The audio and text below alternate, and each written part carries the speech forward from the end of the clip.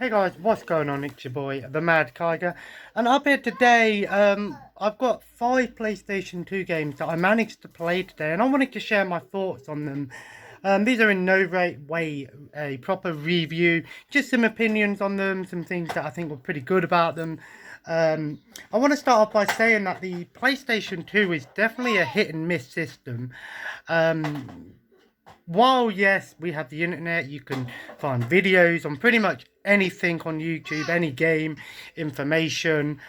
Bear in mind, when I go into a shop and I see PlayStation 2 games that I don't have, that are cheap enough for me to get them without breaking the bank, kind of thing, I'm not really going to sit there and go online and look up the information for the game, like that. I'll play it myself and take a chance on it. So a lot of the time these games are either knowledge that I already know or just from what I can see on the actual game case. So bear that in mind. That's why I think like the PlayStation 2 is definitely a hit and miss system. But that's not to say that the PlayStation 2 isn't great. I've nearly got 1,000 PlayStation 2 games, so it's a good time to start playing some of these games. Definitely not playthroughs by any means. Just play them for a couple of hours, see if I enjoyed them, and so forth. I've got 5 here. I'm going to start off with the ones, some of the well, I'll start off with, I've played Runabout 3, Neo Age. I don't know why it's coming up the mirror view. I don't know. I need to figure that out. So I apologise if it does that again. I need to go into my settings and maybe figure that out. Runabout is, I believe, was out on PlayStation 1. I remember this series slightly. I might have played like a demo for it back in the day, but if you've never played them, they're kind of like a mix between, say, Crazy Taxi, a little bit of Driver thrown in there, and somewhat Burnout almost. This game, I've got a bit of some pros and cons about this game. So, some of the cool things about this game is you go into a mission and it's sort of semi-open world, and your mission might be to like get somewhere, collect something, and get somewhere else in time. But it has 2 modes for each mission. You have free roam mode, which is basically you can play it at your own pace, and then you have your basic mission mode, which is obviously timed and things like that. I think obviously if you do the normal mission mode, that's how you unlock things and all that good stuff, as in, back in the day where it was unlock things by playing a game. I want to start by saying that I do like this style of game because it sort of is, this game sort of rewards you for like driving dangerously, almost like crash into things, make things explode, destroy things. You get money for it, kind of like like a Burnout crash mode almost. Unfortunately, there are a few things that I weren't overly keen on with this game. There's a nice selection of different vehicles to choose from. You've got bikes, cars, tanks, even buses, and all these different things. I do like this sort of destruction mode. Sort of reminds me a bit of an arcade racer almost. But unfortunately, a couple of things about this game that just sort of were a bit problematic for me. The first thing is the handling of the vehicles. Now, the PS2 is quite finicky with racing games, especially when it comes to because the PS2 is quite versatile when it comes to the old racing games, because you could use the D-pad for a more precision style of like turning, so your controls are a little bit more tighter and not as like loose almost, and then when you use the analog stick it seems a lot more easier to turn, but it seems a little bit more on the slippery side. And that's something about this game that does have a problem, is the controls for the cars. I thought it was because I was playing as a car, but then when I played as the tank I was getting the same problem. And for some reason it's like you're driving on ice. Your car will just spin out for whatever reason. Again, maybe if you're playing as different vehicles it will slightly tweak that, but when I was playing as the tank, I was still getting that sort of ice style of turning. You know what I mean? If you play like a rally game or an ice racing game, you know how your cars sort of slide. But in this game, it does it so much, and it becomes a little bit of a problem. Another thing I found was it's a game that's based on, you know, crashing into things. There's a thing like there's a time to get wrecked.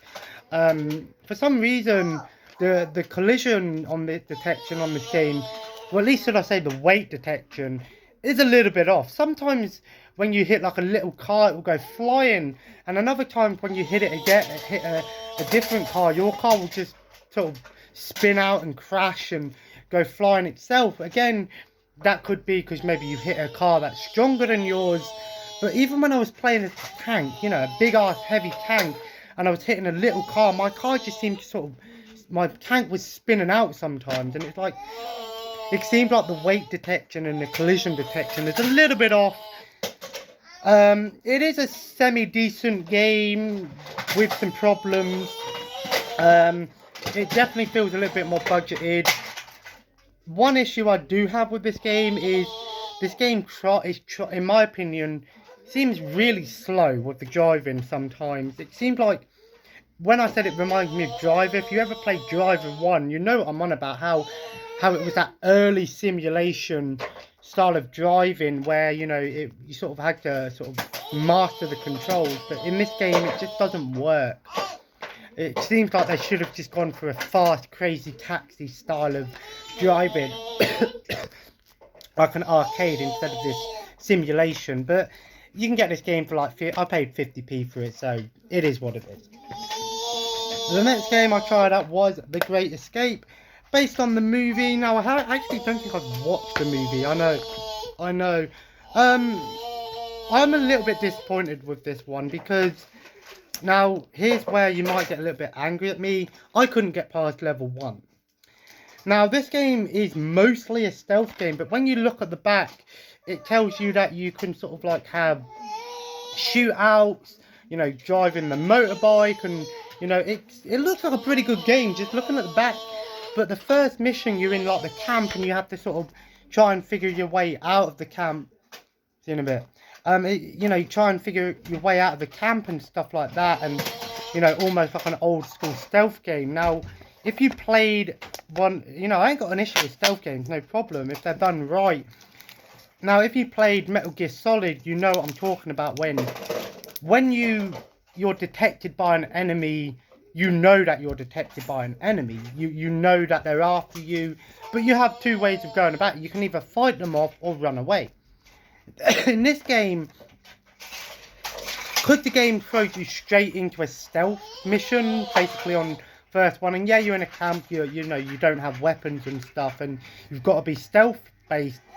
And I don't have a problem with that. It just seems to me like, if you get seen, that's it. They're going to find you. There's nowhere to really hide. They just find you, and then you have to do the mission all over again. Now, you've got two kinds of people when it comes to a game like this. You've got those like me who are going to play it, fail a couple of times, and then sort of go, I really can't be arsed with this. And then you've got those who are probably going to try and, you know, figure it out, trial and error. It reminds me a little bit of Mission Impossible on PlayStation 1, if you remember that game. In that sense, I can't really say it's a good or a bad game, but from what I played in the first mission, it sort of disappointed me because it seemed like it could be a pretty decent game. If anyone knows if this game gets any better later on, let me know. And is it worth me, maybe I might check out like a playthrough or a couple of videos online, or maybe a walkthrough for level 1 and try and figure out through some of those stealth parts so I can get to maybe the good part in the game. But for me, it just sort of seemed like, I don't know, I'm on the fence with it. It could be a pretty decent game, but like I said, I've only played like the first bit of it. Like I said, in no way am I playing all of these games. Like, I had 2 hours and I managed to get 5 games played, so I can't really say bad things about that. Next game I played was International Golf Pro. You might be thinking, wow, you played a golf game? Yeah, well, I'll give a golf game, a sports game, a go every so often. And you know me, I've got pretty much every sports game going on PlayStation 2 because about 30%, maybe 40% of PlayStation 2 games are sports titles as well. Not as bad as like original Xbox and things like that, where there was just so many of them. Now, I'm going to actually sit here and say I actually played a full 18-hole course on this. One thing I will say about this game, if you've never played a golf game before, this isn't actually a bad start because it's quite beginner friendly. It's basically almost a 2-button golf game where you've got one to move and then one to, you know, select your clubs and all that stuff. And then basically it's got that sort of, you know, the little almost to turn the clock thing where you press the button, you go up, you press X to stop the power, and then you go back down to stop the to do like your I wouldn't say pitch, I don't know what the proper expression, but to stop it from hooking and splitting, you know, from going left or right. What I will say about this game is graphically it's nothing amazing to look at. It's not terrible, it's a golf game, what do you expect? There's not going to be like amazing graphics, it's PS2. Made by Oxygen Entertainment. I don't know if they made any other games. So what I will say actually about this game, when I say that it's almost a good beginner golf game, is the game actually gives you pretty much everything in the game. So you can play the game on your own and just play a couple of rounds of golf if you really want to, but if you've got some friends to play it with and you want to get a bit competitive, you can do that. There's no really campaign in this game. It seems like you've got pretty much all of the characters unlocked. It don't seem like there's anything to unlock. All of the courses, so you know, a bit like Wii Sports golf in a way, you know, how you pretty much had everything you needed in it. Again, if you are a golf specialist, you might be a little bit like, you might be able to find a little bit more of the you know, the tweaks and the, what's the word, not quantity, the I can't remember, but you might be able to find the things, the specialties with your golf games, you know, your individual things, you know, that make golf games, what makes them good, what makes them bad. So it kind of reminds me of like an old Sega golf game, or like a, you know, like the older golf games where it's not really based on, you know, like a campaign, you know, getting all these different clubs and knowing your golf. So it's a good beginner's golf game. So if you want to just play a couple of rounds of golf, maybe you've got a friend or some friends to play it with, check it out. I think you might actually be able to play it with just one controller, but I'm not sure. It says up to 4 players, so if you've got a couple of friends that want to play some golf, it's actually not that bad. Like I said, it's nothing, it's no like Tiger Woods 20 or the Golf Club, which is obviously the newest one, I think, the Golf Club 2, Rory McIlroy, whatever his name is. But it's a budget golf title, but it does what it says on the box, so it's not that bad. And by the way, I paid 50p for both the Runabout and the golf game, and the Great Escape I think was £1.50, I think, so pretty cheap games.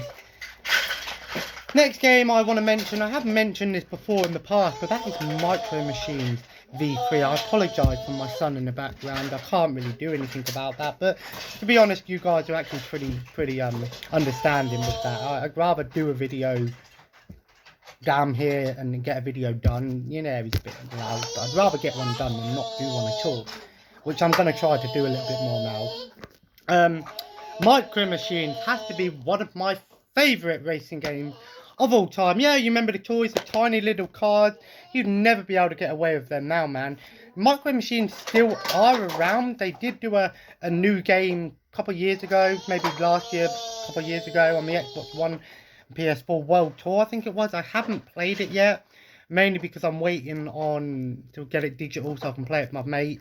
But Micro Machines V3, in my opinion, is the best Micro Machines game of all time.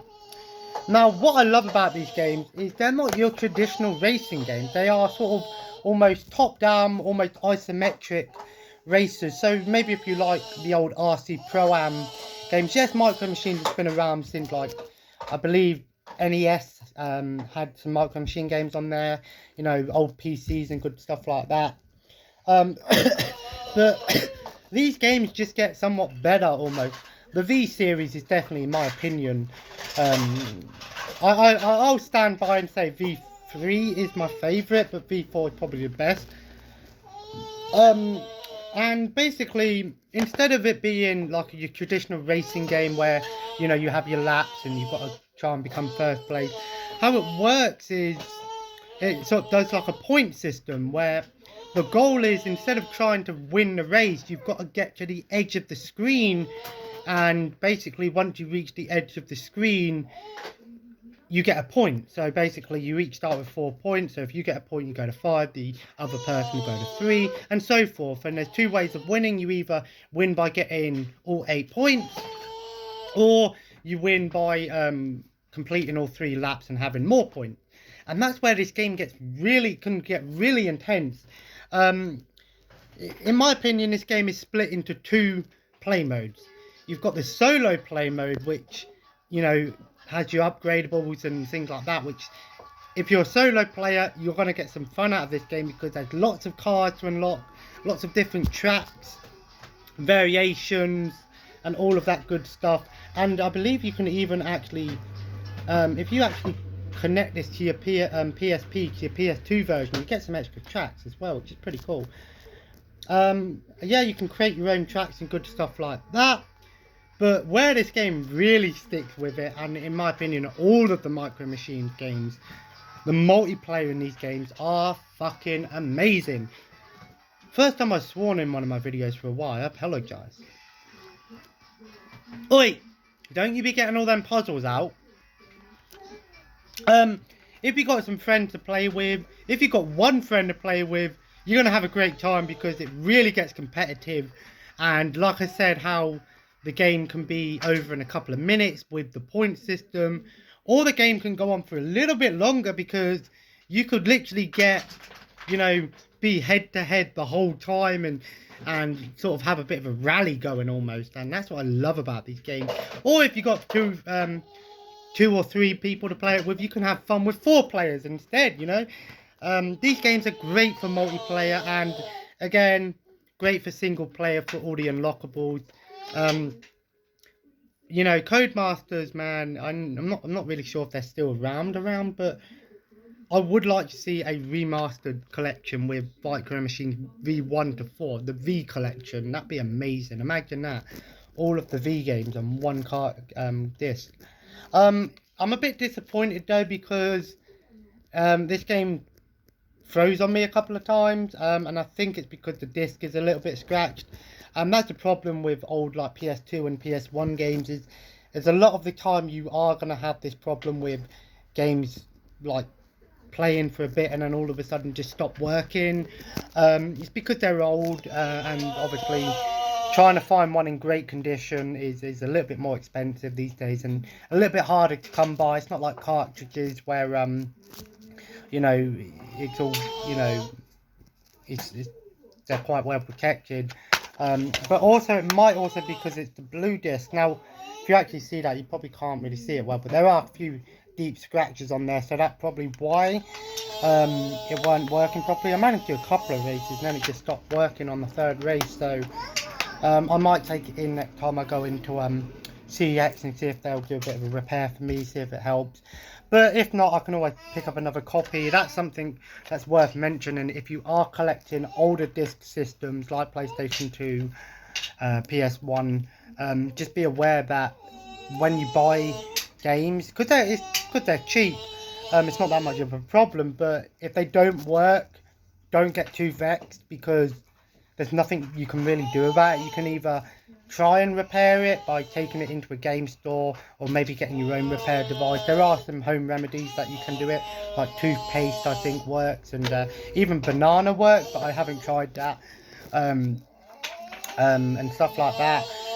But also PlayStation 2 can be a little bit funny sometimes, a little bit finicky, but or you can just buy another copy of the game, which 9 times out of 10 is the better thing to do, because even when they like clean the disc and stuff like that, chances are it might not be the game itself. Sometimes you get lucky, sometimes you don't. And the last game I played is called MTX Motor Track. Now, MTX, motor tracks. Now, looking at it, you just think, well, what really, motocross game. Motocross games, MX games alone are fucking a dime a dozen, man. There's so many motocross games out there. Pretty much every system has at least 5 motocross games almost, if not more. Now, motocross games are one of two things. Either realistic or arcadey. Now, you either love motocross games or you don't. I sort of in the middle. I don't really play some of the newer ones, but I don't mind going back and playing some of the older ones. But this game surprised me. Now, I started playing it, and you have your traditional motocross, supercross races, creating your bike, creating your character, getting different costumes, the career mode, getting, sponsors and all that things, your cups and stuff like that. But then I noticed something. It has a sort of almost semi-open world freestyle mode, which freestyle mode is in quite a few dirt bike games these days, but there was something very similar about the freestyle mode in this game because it had like challenges. Then you might realise it says Activision down there. Now, Activision also teamed up with a company that called Neversoft. Now, you probably can't see it, but it does have Neversoft on there. Neversoft made the Tony Hawk games. That's right. This game is a motorbike version of Tony Hawk.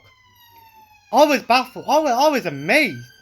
Because, Tony Hawk is one of my favourite PS2 games. Tony Hawk Pro Skater 4 and Underground were amazing. Even Tony Hawk, a lot of people swear by the Tony Hawk games, man. They were amazing. Now, this game does have that Tony Hawk vibe to it. Because, again, in the career mode, you can do, like, challenges where you have to, like, do a certain amount of tricks in a certain amount of time. You do have your traditional cups and races. Now, motocross games, like I said at the beginning, are either simulation or arcade based. Now, this game sort of goes toward the simulation, but in my opinion is more of an intermediate level. It's when you play this game for the first time, chances are you're not going to win your first couple of races every time. Because how it works with motocross games is it works on, your jumps and your weight system. So it's all about converting your weight to each jumps and stuff like that. Now, this game does that. And it definitely seems like you do need to master that. But it's one of them games where it's actually done quite well. The game actually tells you how to do that. With tips in between each race. It will tell you when you're on the whoopsies, which is like the, the woo things, like pull back on the D-pad, on the analog, and you'll revert your weight to the back tire instead of the front, and you'll go over it a lot quicker. And this is sort of a learning experience because similar to Tony Hawk in that sense of first time you play it, you're not really gonna be great at it, but the more you play it, the more you learn.